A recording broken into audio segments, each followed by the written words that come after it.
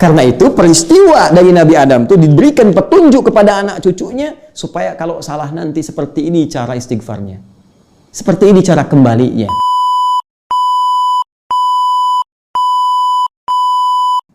Jadi ternyata teman-teman, Allah memberikan indikator orang yang tobatnya diterima itu oleh Allah Subhanahu wa taala, dia kembali kepada jalan yang benar, meninggalkan perbuatan buruknya, setelah itu ada usaha pada dirinya untuk memperbaiki diri.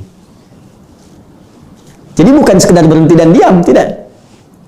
Misal, mohon maaf, mata digunakan untuk menatap hal-hal yang haram. Gambar yang terbuka, tontonan yang tidak wajar, Anda ingin tobat. Dari mana caranya? Dari mana tahunya kita bertobat? Kembali kepada Al-Quran. Lihat petunjuknya. Pertama, tinggalkan. Jauhkan perangkat-perangkat ini. Serius kita. Kalau mau meninggalkan, perangkatnya jauhkan. Kalau di handphone, uninstall. Ya, sekali lagi, kalau di handphone, uninstall programnya. Jauhkan. Hapus. Kalau di TV, jauhkan. Kalau majalah, buang, bakar. Ya. Jauhkan. Dengan menjauhkan ini, dengan menghilangkan dari sekitaran kita, maka tidak ada peluang bagi setan untuk membawa kita kembali pada dunia gelap itu. Setelah itu apa? Aslah. Datangkan yang lebih baik yang bisa dilihat.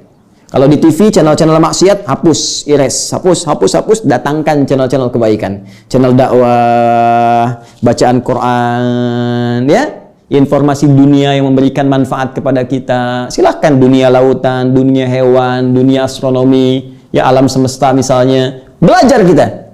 Belajar tafsir, belajar hadis, kumpulkan yang bermanfaat. Kalau ada yang soleh, kenapa cari yang salah? Jelas. Karena itu mata dibawa untuk menatap yang baik-baik. Ini yang disebut dengan aslah. Demikian turunannya sampai ke telinga, sampai ke mulut, sampai dengan ke ujung kaki. Nah sekarang, tugas kita sampai ke hari 24 ini.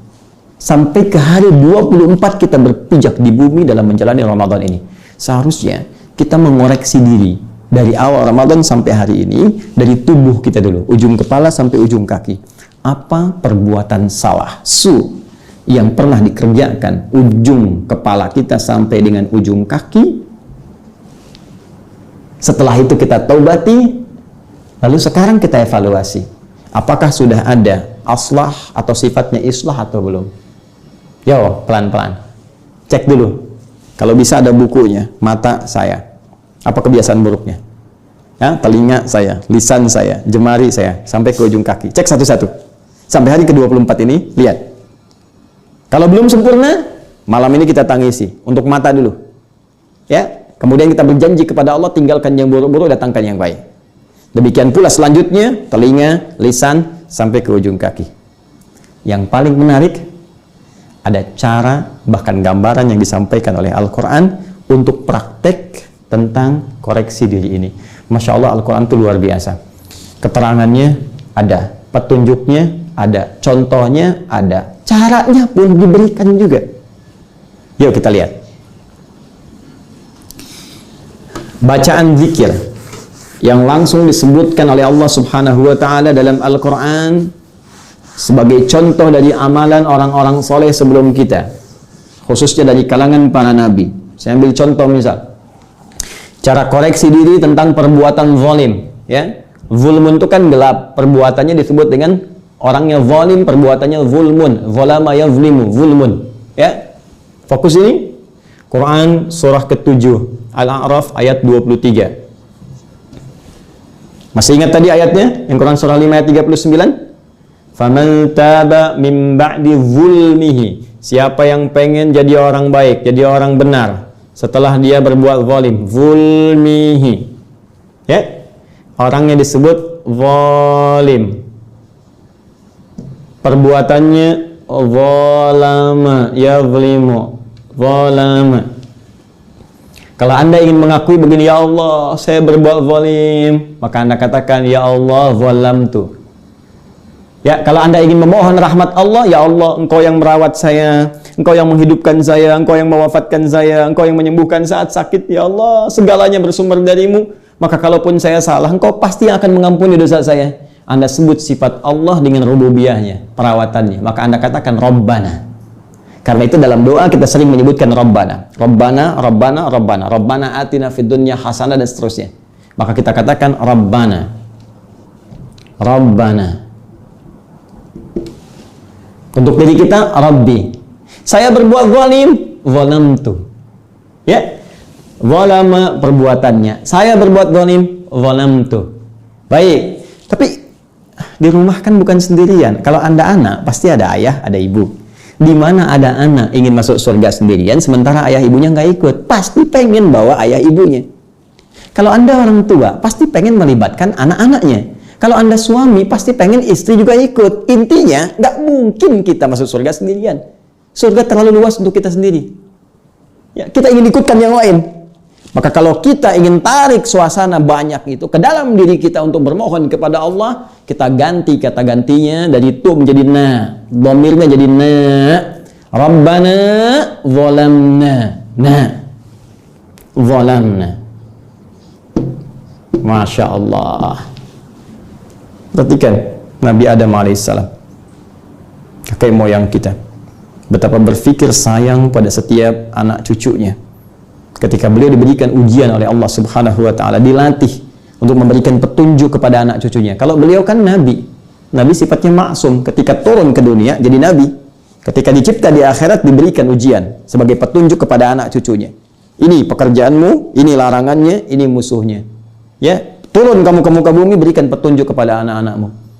Ketika beliau diizinkan berbuat salah itu, kemudian turun ke muka bumi, ya, peristiwa terjadi di Quran, surah kedua ayat 35 masuk ke surga untuk training sementara. 36, ya, godaan setannya ditampakkan, berbuat kesalahan. 37-nya diberikan kalimat taubat, fatalaqqa Adamu min rabbi kalimatin fataba alaih. Nah, kalimat taubat itu sesungguhnya hakikatnya untuk kita. Ya, karena Nabi Adam itu nabi, kembali kepada Allah minta pasti diampuni, sifatnya kemudian maksum, tapi kita kan bukan nabi. Karena itu peristiwa dari Nabi Adam itu diberikan petunjuk kepada anak cucunya supaya kalau salah nanti seperti ini cara istighfarnya. Seperti ini cara kembalinya. Ya, bagaimana caranya? Saking sayangnya Adam alaihissalam, beliau tidak mengatakan. Padahal bisa beliau katakan begini, Rabbana zalamtu nafsi. Aku salah ya Allah. Istriku pun salah. Ya, tapi beliau melihat peluang, boleh jadi akan ada anak cucuku terjebak oleh setan. Karena anak cucuku pun ketika turun nanti dari keturunan Adam alaihissalam, setan sudah berjanji akan menggoda mereka tanpa kecuali. Maka Adam katakan, Rabbana zalamna anfusana. Ya Allah, ya Tuhan kami, Engkau yang merawat kami, menyayangi kami, menjanjikan surga kepada kami, menjanjikan kalau sakit disembuhkan, kalau salah dimaafkan, kalau dosa diampuni. Zalamna anfusana, kami mengakui kami sering berbuat zalim, kami banyak salahnya ya Allah. Ya, saya salah, ayah saya salah, ibu saya salah, istri saya salah, suami salah, anak-anak salah, teman-teman salah ya Allah. Karena itu ketika Anda menyebutkan kalimat zalamna, coba gambarkan siapa yang Anda kemudian ingin ikut sertakan. Apakah ayah Anda, ibunda, istri, anak-anak, ya, adik kakak kita, masukkan di situ. Zalamna anfusana. Ketika menyebut kalimat anfus, zalamna anfusana. Anfusana. Anfus jama dari kata nafas. Nafas itu kan diri kita, ini wakil dari tubuh kita. Nafas maknanya banyak sekali, bernafas, nafas, kumpulan tafujur dengan takwa, nafas. Diri ini pun seutuhnya nafas namanya dalam bahasa Arab.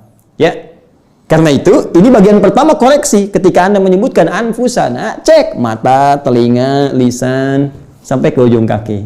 Apa dosanya? Apa salahnya? Maka bangun sebetulnya di setiap malam Ramadan. Kalau bisa Anda kasih kurikulum malam pertama, saya ingin selesaikan dosa dengan orang tua. Bayangkan salahnya apa, minta ampun sama Allah. Kalau sudah wafat doakan, kalau masih hadir minta maaf, minta doa, minta kepada Allah, minta dan perbaiki. Setelah itu rubah sikap kita dengan cara yang lebih baik. Demi Allah saya katakan akan terjadi perubahan dalam hidup kita. Lalu kepada pasangan hidup, anak-anak, teman-teman, saudara-saudari kita, praktekkan ini.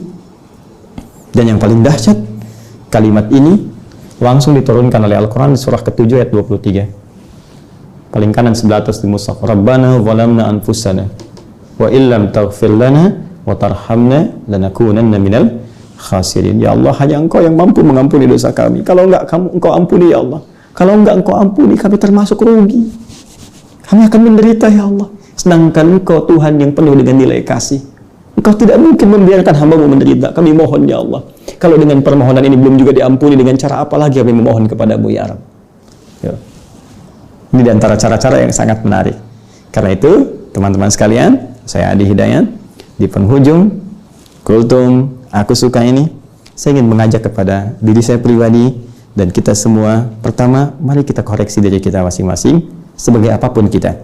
Apakah di keluarga anak, suami, istri, ayah, ibu, kakek, nenek, saudara, saudari, atau dalam konteks yang lebih luas dengan passion kita, ustadzkah, pejabatkah, rakyatkah, pedagangkah, pengusahakah. Lihat diri kita, koreksi, karena mustahil ada manusia yang sempurna. Jangan pernah mencela pelaku maksiat yang ingin bertobat, karena mereka lebih dicintai oleh Allah Subhanahu wa Ta'ala dibandingkan dengan orang soleh yang tidak pernah merasa salah. Karena itu, waktu terbaik bagi kita saat Ramadan ini untuk bermohon, gunakan zikir terbaik yang dicontohkan Al-Quran untuk merasakan keadaan diri kita dan kembali kepada Allah sebelum kematian menjemput kita. Ada satu lagi yang paling dahsyat, Al-Quran memberi isyarat dengan zikir-zikir tertentu. Setelah kembali kepada Allah itu, maka orang-orang yang bermohon kepada Allah dijamin langsung oleh Al-Quran seketika permohonannya akan dikabulkan, permintaannya akan diberikan. Bahkan nanti ada di antara mereka yang belum bermohon kepada Allah, sudah diturunkan jawaban sesuai dengan kebutuhan dunianya dan kebaikan akhiratnya. Siapa mereka dan seperti apa narasi Al-Quran menjelaskan itu? Insya Allah kita akan bahas esok di hari ke-25 di bulan Ramadan dengan topik yang sangat spesial, rahasia terjawabnya doa dalam Al-Quran dan sunnah Rasulullah SAW. Demikian yang saya sampaikan, semoga bermanfaat. Selamat berbuka. Subhanakallahumma wa bihamdika, asyhadu an la ilaha illa anta, astaghfiruka wa atubu ilaik, wa akhiru da'wana alhamdulillahi rabbil alamin. Assalamualaikum warahmatullahi wabarakatuh.